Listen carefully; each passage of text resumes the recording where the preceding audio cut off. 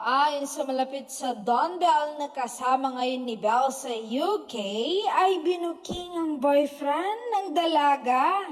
Lagi daw chine-check ni Donnie ang dalaga, araw-araw walang palya. Napahanga pa daw si Tita Kat sa pagiging consistent ni Donnie. Talagang pasadong-pasado itong si Donnie sa mami ni Belle.